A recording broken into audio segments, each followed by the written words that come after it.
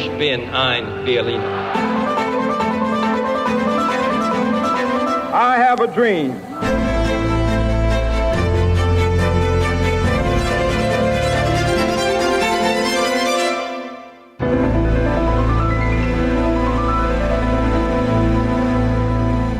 Olá, bem-vindos a mais um episódio de A História Repete-se, com Henrique Monteiro. Bem-vindo. O Henrique hoje entra desde as terras do Demo. Olá, Lourenço. Olá, Henrique. E comigo, Lourenço Pereira Coutinho, aqui nos estúdios do Expresso. Hoje vamos regressar à complexa história da época da Regeneração. Mais concretamente, à turbulenta década de 1860. Isto para falarmos sobre o 1º de janeiro de 1868 e a Janeirinha. No primeiro dia do ano de 1868, a União Patriótica do Porto organizou na cidade um novo meeting contra a política fiscal do governo de fusão, liderado por Joaquim António de Aguiar, e que tinha Fontes Pereira de Melo como Ministro da Fazenda e principal expoente. Deste meeting, saiu uma comissão que foi recebida a 2 de janeiro por Dom Luís. Pressionado, o rei decidiu demitir o governo, o que aconteceu a 4 de janeiro. O chamado Governo de Fusão, que tinha começado por ser uma espécie de bloco central, pois fora formado pelos partidos Regenerador e Histórico, caiu assim, não por decisão do rei, ou por quebra da maioria parlamentar, mas sim por pressão da rua.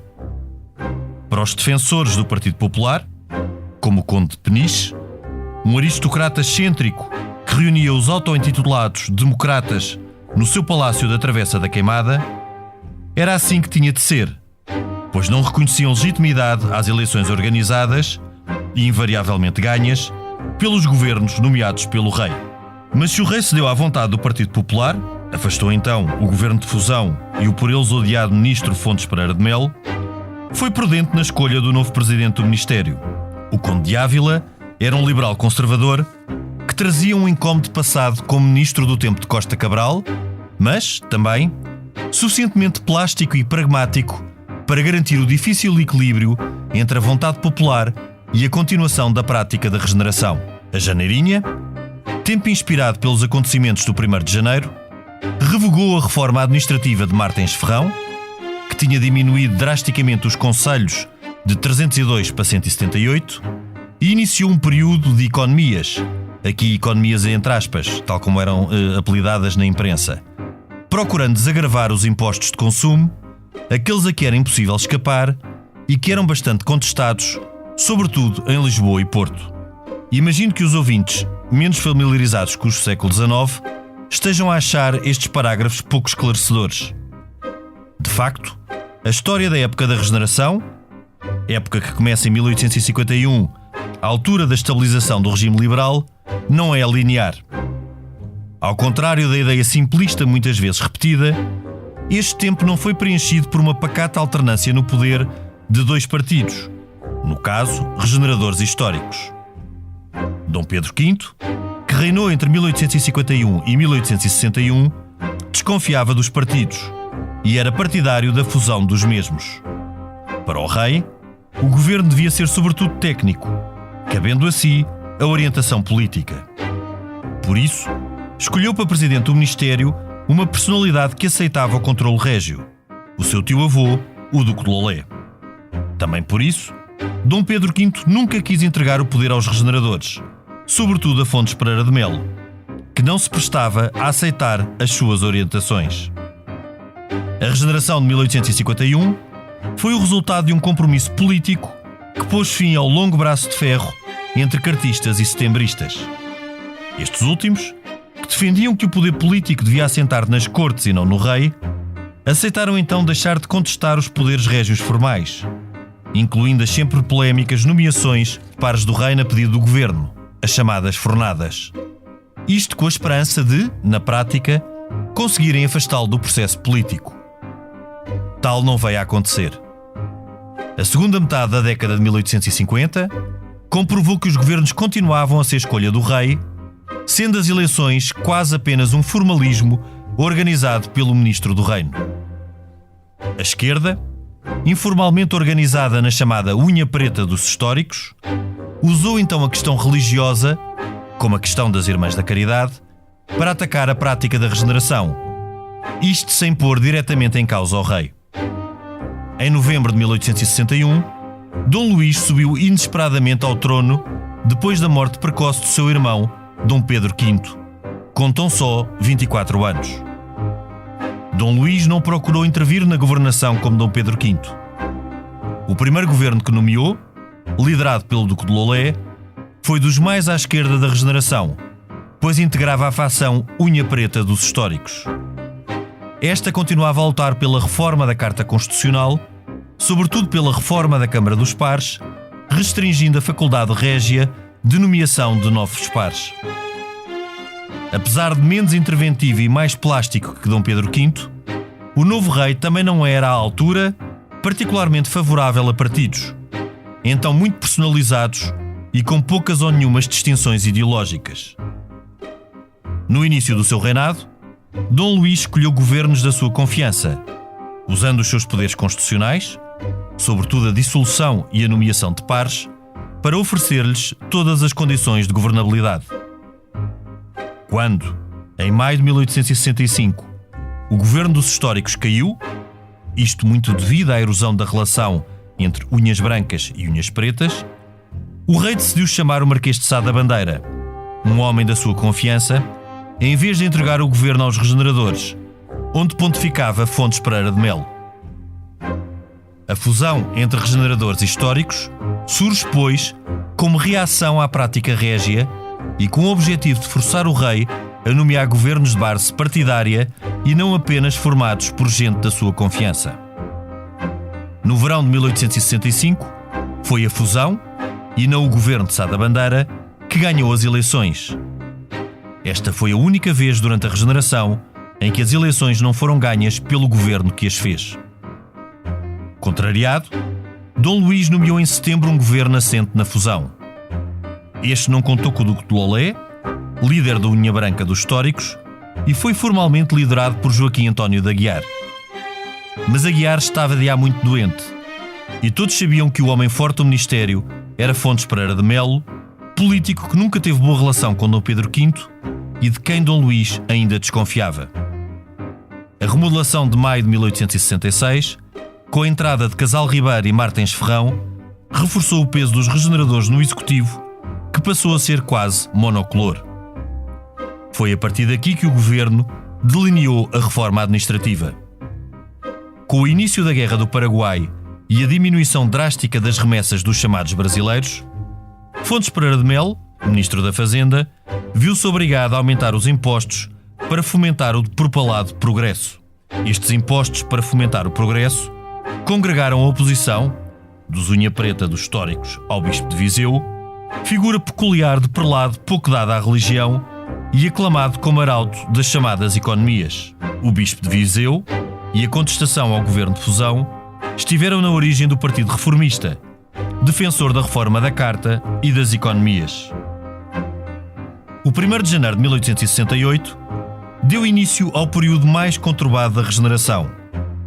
Entre 1868 e 1871, o rei deu posse a 6 governos e dissolveu as cortes por 5 vezes.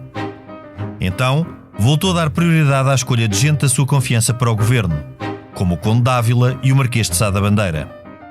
O bispo de Viseu, Dom António Alves Martins, entrou como ministro do reino para um governo presidido por Sá da Bandeira, mas, uma vez no poder, comprovou que é mais fácil contestar que governar.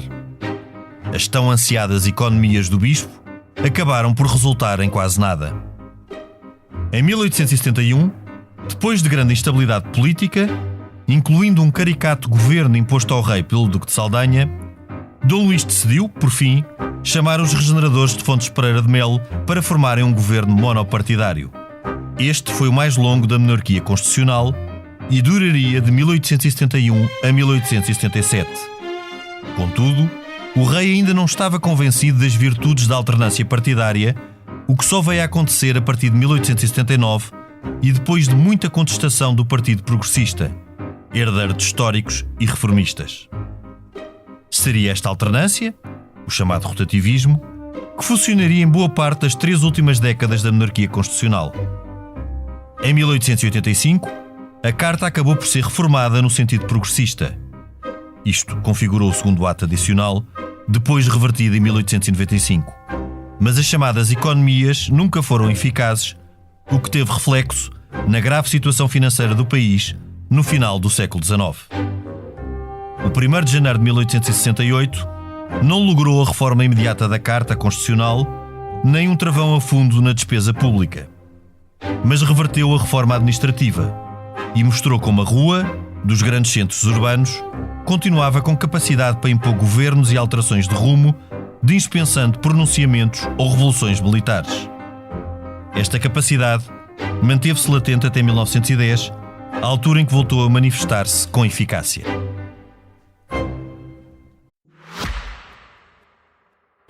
Subscrever o Expresso é ter acesso à melhor informação, a uma vasta oferta de conteúdos exclusivos e à opinião de referência. Subscrever o Expresso é tornar-se membro do nosso clube, poder ser voz ativa de uma comunidade informada e beneficiar de vantagens exclusivas. Subscreva o Expresso em expresso.pt/digital. Expresso. Liberdade para pensar.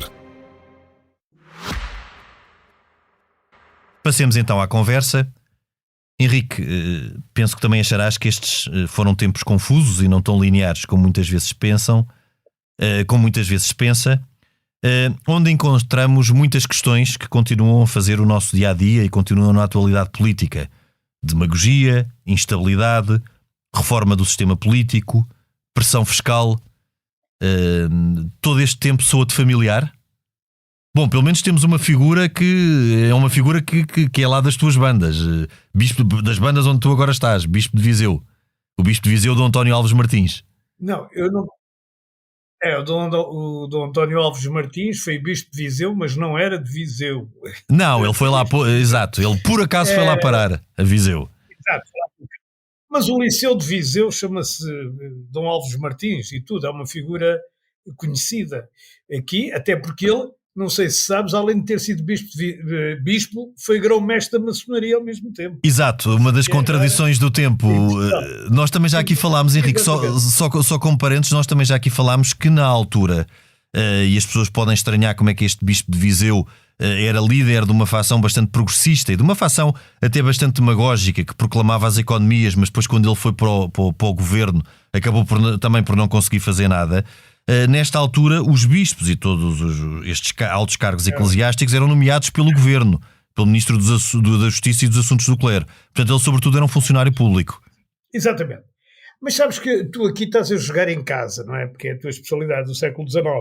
Eu conheço o século XIX português, e nomeadamente estas incidências mais ou menos curiosas, muito através do Essa.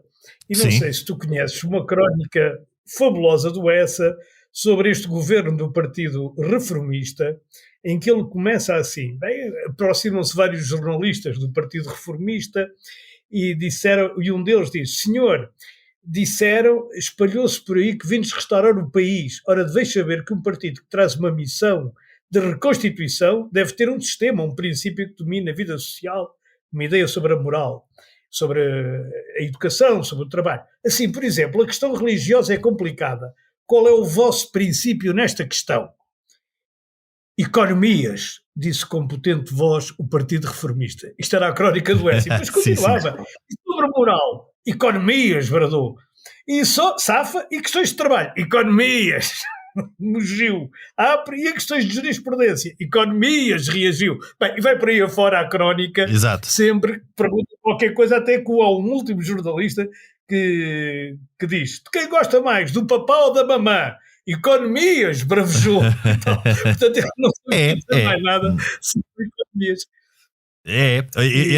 Eram de facto programa entre o Partido Histórico e o Partido Reformista, entre o Partido Histórico e o Partido Regenerador, ou pelo menos entre a ala mais moderada do Partido Histórico, protagonizada pelo Duque de Lolé, que era a chamada unha branca, também os termos eram muito engraçados, a unha branca e a unha preta.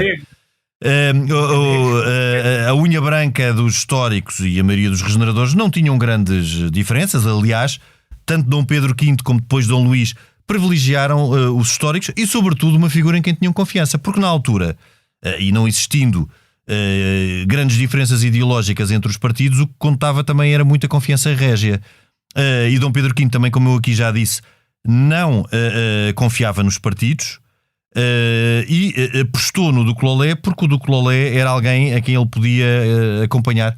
Havia isso sim, na ala esquerda da Regeneração, vários herdeiros dos setembristas e dos patoleias que, apesar de aceitarem a Carta Constitucional, continuavam a lutar por uma diminuição dos poderes do rei, sobretudo não afrontando diretamente o rei, fazendo-o subtilmente, mas pedindo a reforma da Câmara dos Pares.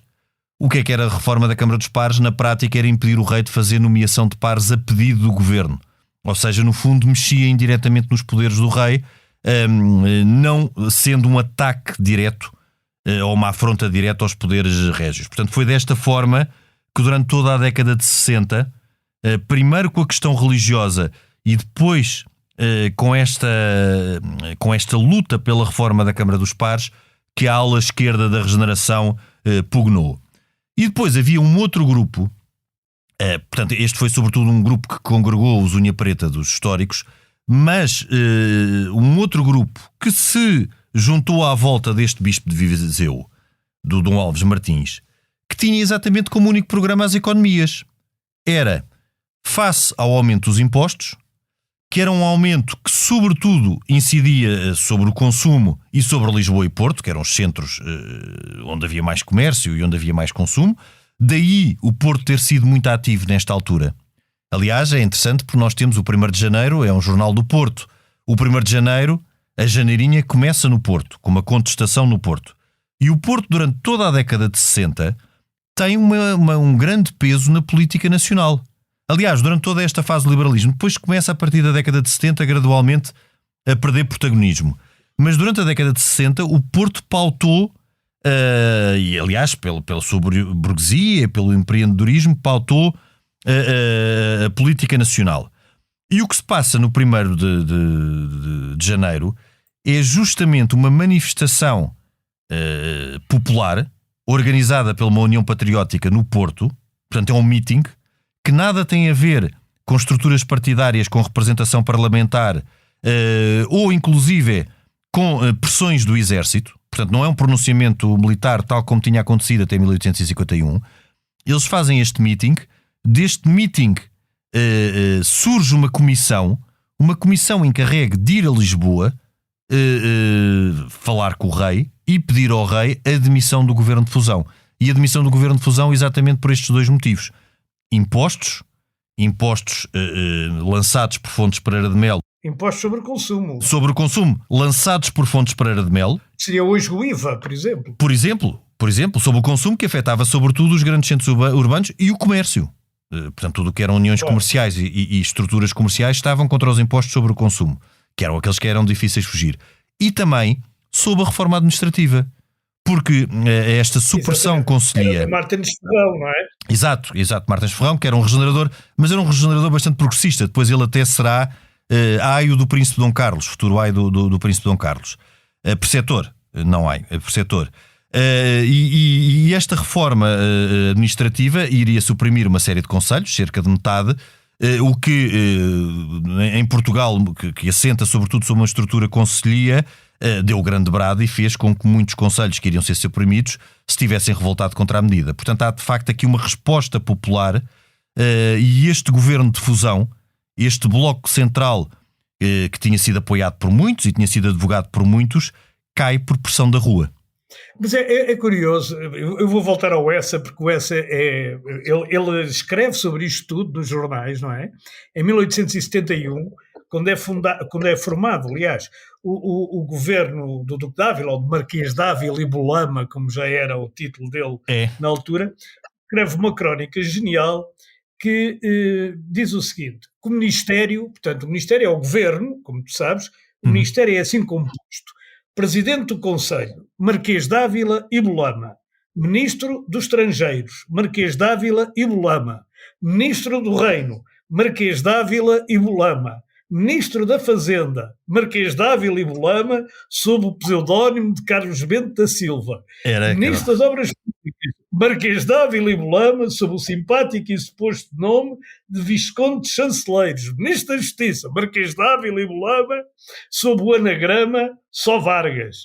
Ministro da Guerra. E continua sempre o Marquês de Ávila e Bolama, como agora a gente dissesse, que o Ministro da Justiça era o António Costa, sob pseudónimo. Sim, porque o Carlos Bento era um velho companheiro de ruta do Ávila desde os tempos do cartismo e desde o tempo anterior ao cartismo. Da Guerra, que é o José de Moraes Rego, não é? Que ele diz que é o Marquês de Ávila e Bolama sob o nome de José de Moraes Rego. Porque o Ávila, o Conde de Ávila, depois que tem também uma carreira verdadeiramente meteórica, ele chega a Duque, ele chega a Duque, o que era uma coisa impensável. Duque é o principal título de nobreza na maioria dos países europeus, cá também, e ele consegue, vindo de famílias relativamente modestas, também não tão modestas como se propalava, ele acaba por chegar a Duque. Aliás, diz-se muito que o célebre Conde de Abranhos, do Essa, é de certa forma inspirado nesta figura do futuro Duque de Ávila e Bolama. Porque ele de facto é uma... Já agora o biógrafo... O Zezé Zagalo. Conde de Abranhos. Sim, é um nome, corresponde ao nome, Zagalo, corresponde ao nome do funcionário do Governo Civil que fechou as conferências do Casino. Exato, porque era tudo ligado. Exato, porque era o então Marquês de Ávila e Bolama, no governo do então Marquês de Ávila e Bolama, que se proibiram as conferências do Casino. Mas o Duque de Ávila, vamos lhe chamar assim, ele é só Duque de Ávila em 1877-78, que é quando ele só pela terceira vez à presidência do Ministério, é uma figura curiosíssima, porque é uma figura que não tem partido. Ou seja, ele congrega um grupo de simpatias e de pessoas que o apoiavam, mas não forma um partido. E o drama dele é que ele era bastante pragmático e bastante plástico, e era uma solução que Dom Luís usou muito nesta fase, na década de 60, sobretudo a seguir à fusão. Ele pela primeira vez é presidente do Ministério em 1868, exatamente em situações particularmente complicadas, em que ele, como era um adepto dos consensos, conseguiria ali gerir a situação. Mas o grande drama da época, e daí a grande instabilidade parlamentar deste tempo, também o que contraria a ideia feita de que este tempo da regeneração foi um tempo de estabilidade parlamentar, não é verdade. A década de 60, sobretudo a partir de 1868, foi um tempo de grande instabilidade, estes 3 anos, 1868-71, exatamente porque os partidos ainda não eram centro da alternância governativa, ao contrário do que se pensa. Como eu disse, os reis, Dom Pedro V claramente desconfiava dos partidos, era partidário de uma fusão de toda a grande família da regeneração. Esta era uma ideia muito defendida, a ideia de fusão.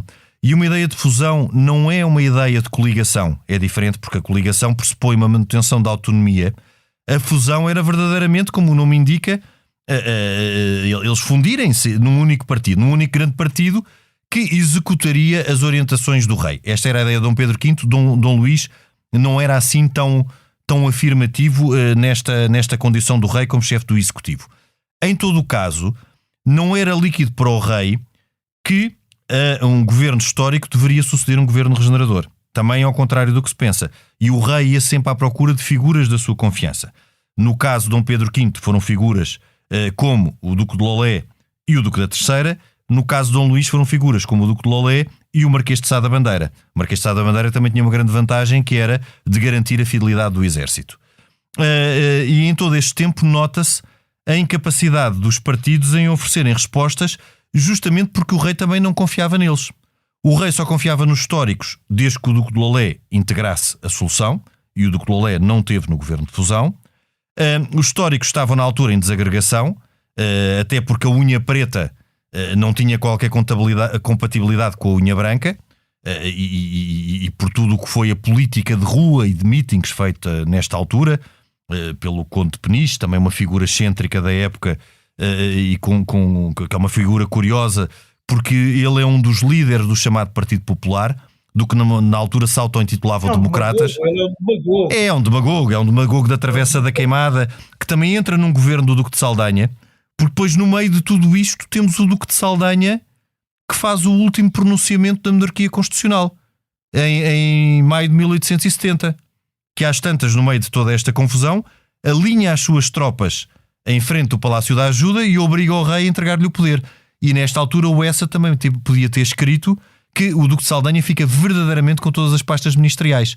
Ele entrega-lhe o ministério e o Duque de Saldanha não consegue arranjar mais do que uma ou duas pessoas para formar governo. Portanto, foi um governo também bastante caricato que permitiu que todos os partidos se aliassem contra ele, e é nesta altura deste governo que dura durante o tempo de verão de 1870 que se forma o Partido Reformista, que é um partido que gravitou formado em redor daquelas pessoas que andavam em redor do Bispo de Viseu, os chamados rapazes do Bispo, e que formaram então um partido que pugnava justamente por essa ideia de economias e de reforma da Carta Constitucional, e que chegaram a estar no Ministério. O Bispo de Viseu, como tu referiste, esteve no Ministério do Marquês de Sá da Bandeira.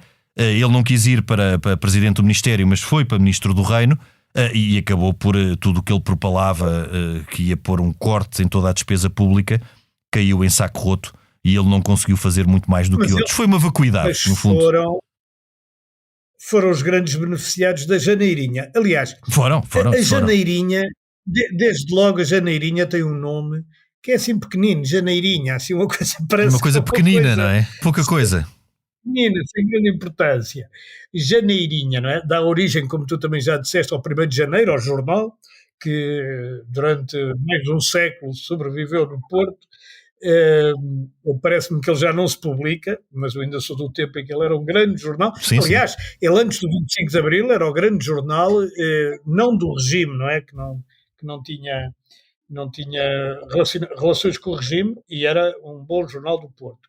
Sim, sim. Agora, depois disso, se nós formos ver as causas que levam o povo à rua, repararás que elas são muito semelhantes a causas que levaram o povo à rua nos anos recentes. Estamos a falar dos últimos 20 anos. O brutal aumento de impostos, digamos, e o facto da economia não crescer, o fraco crescimento da economia e déficit de contas públicas, que no fundo é o resultado do governo de fusão, e é o resultado também de uma outra coisa que deu bastante jeito a Portugal, mas que na altura era contestada, como agora também é, que é o excesso de obras públicas, não é? O fontismo, o Fontes Pereira de Melo, era um homem que apostava toda a política, praticamente, dele na realização de obras públicas. No chamado desenvolvimento, sim. Progresso. Mas ele faz o progresso através das obras e não através da industrialização. Isso é uma coisa que nós ultimamente, aliás, também há alguma industrialização, mas essa industrialização é muito incipiente em relação ao esforço feito nas obras públicas. E isso depois é o que vem ser criticado atualmente em Portugal, que é um excesso de obras ou de bens que não são transacionáveis, na medida em que tu não podes exportar uma estrada, nem uma ponte, nem um caminho de ferro, e portanto não podes ir adquirir dinheiro no exterior para trazer esse dinheiro para Portugal para desenvolver Portugal. Exato. Isso é um problema com que nós estamos outra vez. Não estou a dizer que precisássemos de uma Janeirinha ou de um Bispo de Viseu ou de um partido reformista, não é nada disso. Estou a dizer é que estes problemas têm 150 anos, 160 anos. Sim. E é engraçado, de facto, como tu dizes, que há aqui muitos paralelos. Um Bispo de Viseu também tem o seu lado muito demagógico, de vamos varrer isto tudo, vamos limpar isto tudo, vamos pôr isto a direito, vamos fazer economias. Na altura também existiu um outro problema, que foi um problema de contexto, que muitas vezes é verdade. O país é macrocéfalo, já o dizia que tudo se passava entre o Terreiro do Paço e o Chiado.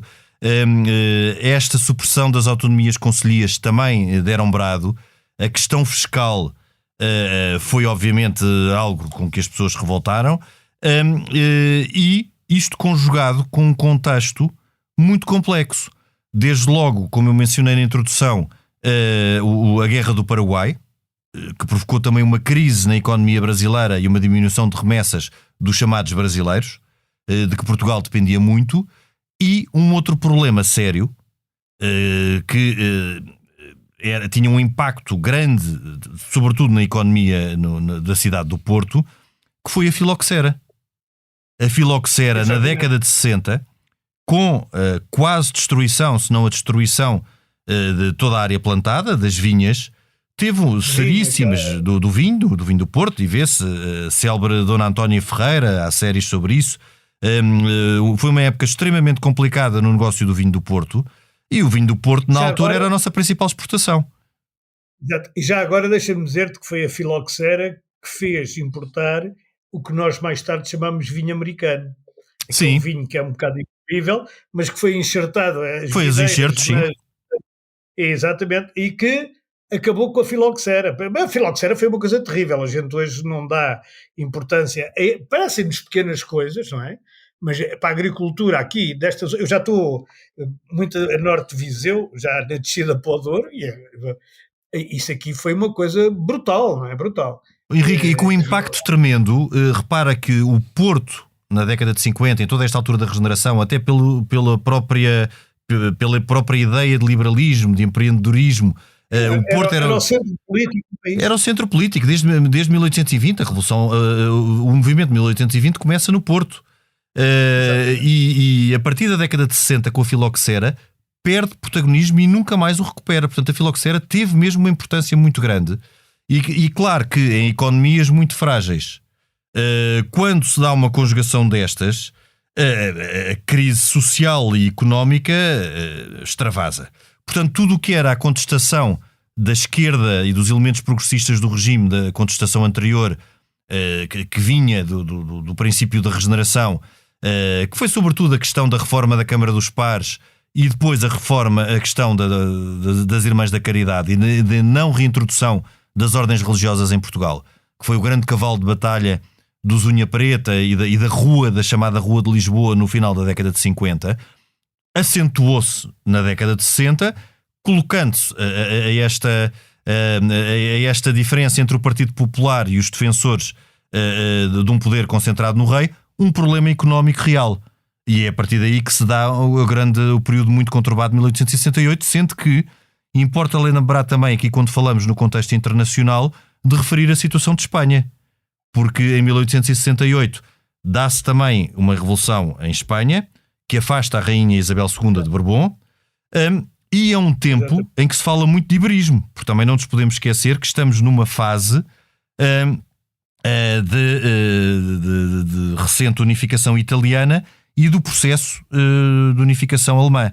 Portanto, esta é uma época em que se falou muito de iberismo, de que havia vários adeptos, o Duque de Saldanha era um deles, por exemplo, em Portugal era dos principais. Sim. Mas é curioso, há aqui mais uma coisa curiosa, Lourenço, que é o governo que segue à janeirinha revoga as duas principais medidas que eram contestadas pelas massas no meio da rua. Estou-me a referir ao aumento dos impostos, Exato, que é revogado, e à reforma administrativa do Martins Ferrão, que também é revogada. Exato. E o que é que isso significa? Significa, quer dizer, que o país não ficou melhor, ficou pior, porque mais tarde essas coisas voltam a pôr-se e essa agenda volta a estar em cima da mesa. E ele apenas atrasa, não é? Com a ideia, aquela ideia demagógica. Bem, o maior demagogo de todos, como tu sabes, era o Conde de Peniche, não é? Esse era um... Sim. E o Bispo de Viseu também era. O Bispo de Viseu também era uma figura retratado no Álbum das Glórias, como uma figura rude. Eles chamavam-lhe mesmo. O Bispo de Viseu tem uma história engraçada porque ele começa como miguelista e acaba no espectro esquerdo. A imprensa da época, que tinha muita graça, ainda o chama o rude frade miguelista, quando o querem ofender assim, com força. Não, mas mesmo assim não andava com os caceteiros ali do Bairro Alto, e o Conde de Peniche não tinha peixe nenhum em ligar-se mesmo ao Bafão mais terrível, não é? E andar ali. Aliás, ele era o centro do Bafão, o Conde de Peniche, os penicheiros. Sim, ele era o centro do Bafão. Mas quer dizer, é curioso como a gente está sempre a dizer, isto nunca teve tão mal, o país, não é? Agora.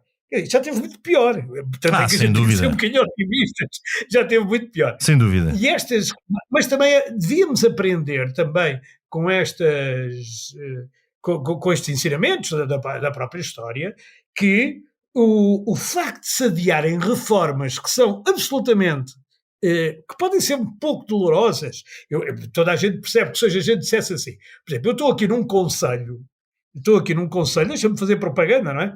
Estou num concelho que é Vila Nova de Paiva, estou numa aldeia, mas que faz parte de um concelho que é Vila Nova de Paiva, cujo concelho todo tem menos gente que a Avenida dos Bombeiros Voluntários de Algés. Pois. Isto é uma coisa, Pois. isto é uma coisa que fica É um pouca, país não foi sempre completamente assim. macrocéfalo, sim. E não é só macrocéfalo, quer dizer, há coisas que já não fazem sentido e ninguém aqui deste concelho quer fazer parte de outro concelho ou juntar-se com outro concelho, como aconteceu, aliás, com as freguesias, como foi aquela reforma que até acho que era de Miguel Relvas, salvo erro, Sim. que tentou e que uniu freguesias. Algumas estão unidas, outras já se desuniram. Mas quer dizer, mas isto é óbvio, é óbvio. Nesta aldeia onde eu estou, já foi sede de concelho. Pois. Agora tem 400 pessoas. Pois. Não faz sentido. 400 pessoas têm para aí 3 prédios em Lisboa. Sim, e há reformas que têm que ser corajosas porque há coisas que deixam de fazer sentido e é difícil ter aquele justo equilíbrio entre o que são reformas necessárias e aquelas realmente sacrifícios que não se podem pedir, como um excesso de carga fiscal, como na altura acontecia. Mas é interessante também aqui um outro ponto, que é a figura de Fontes Pereira de Melo e a figura do rei. Dom Luís, e hoje em dia as pessoas estão mais familiarizadas com este período do século XIX, vendo a associação entre Dom Luís e Fontes como uma associação vencedora desde sempre. Dom Luís desconfiou de Fontes durante muito tempo. Dom Luís protelou muito e resistiu muito a nomear Fontes Pereira de Melo.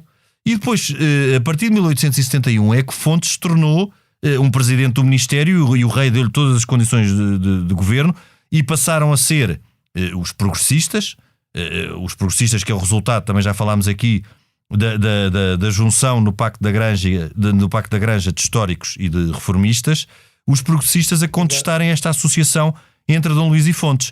E o que Fontes faz na década de 70, muito pragmaticamente, é governar de uma forma mais suave do que a que tinha tentado em 60. Ou seja, ele percebeu que aquilo que ele procurou fazer com um excessivo peso da carga fiscal e esta reforma administrativa não iria funcionar e as pessoas não iriam aceitar. Tanto que o seu governo entre 1871 e 1877 foi um governo onde praticamente não existiu contestação. Foi, praticamente, quer dizer, também estou aqui a exagerar, mas foi o maior e o período mais estável de todo. Mais longo, mais estável. O que também mostra que este pacto feito depois, pacto entre aspas, feito por Dom Luís com Fontes para este governo de 1871, para este governo regenerador, assentou em bases diferentes daquilo que foi o compromisso do tempo da fusão na década de 60 e resultou. Não reformou, mas na altura deu estabilidade. E aqui pegando nisso que tu dizias, Henrique, este governo não foi contestado, mas também não criou as reformas necessárias e provavelmente o de 1865 teria tido mais resultados. Sim. Mas também sofreu uma contestação tão forte que acabou por cair. Ou seja, como em tudo, teria havido um meio termo que poderia ter sido a solução, mas que aqui também não se verificou. Sim.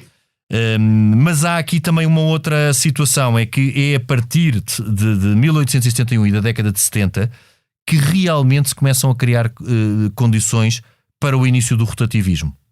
Com 2 partidos, ou seja, passa a ser uma alternância que já não é uma alternância entre pessoas da confiança do rei, mas entre 2 partidos de poder. Entre 2 partidos que, grosso modo, não diferiam muito em termos ideológicos nem em termos programáticos, mas iam alternando no poder para garantir uma saudável alternância que não eternizasse, por exemplo, uns regeneradores de Fontes Pereira de Melo no Ministério.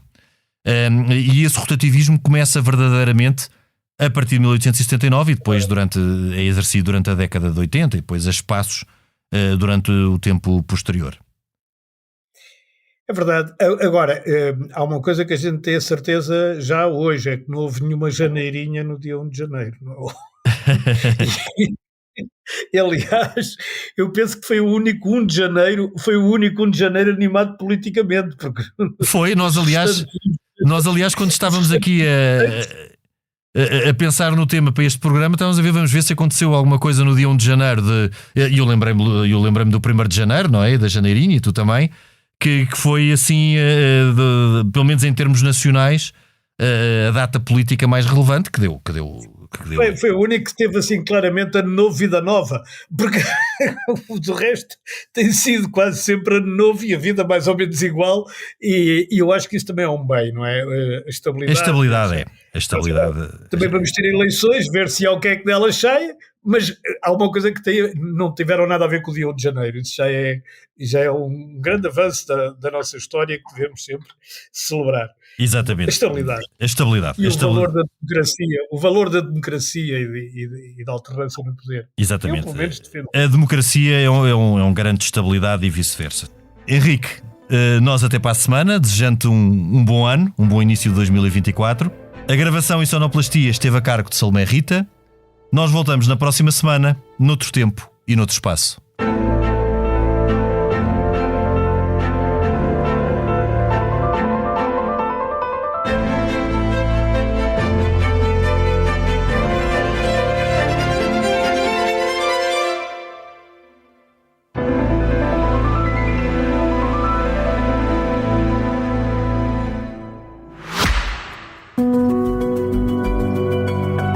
Este podcast tem o patrocínio de Germano de Sousa, o Laboratório de Portugal.